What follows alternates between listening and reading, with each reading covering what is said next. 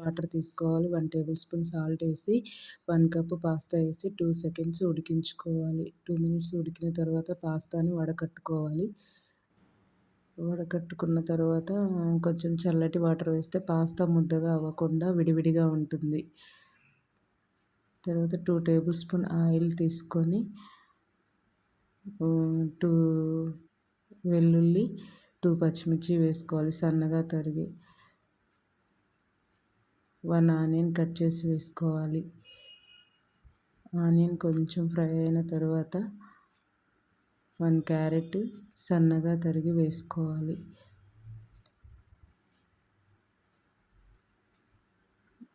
Carrot కొంచెం fry అయిన తర్వాత 1 టమాటో సన్నగా కట్ చేసుకొని వేసుకోవాలి.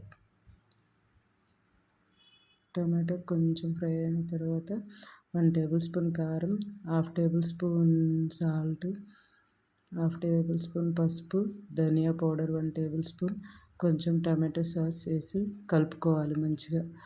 తర్వాత పాస్తా వేసుకొని కొంచెం వాటర్ వేసుకొని 2 సెకండ్స్ అలా ఉడికించుకోవాలి. కొంచెం దగ్గర పడుతుంది. దగ్గర అయిన తర్వాత కొంచెం కొత్తిమీర వేసుకొని 2 సెకండ్స్ తిప్పుకుంటే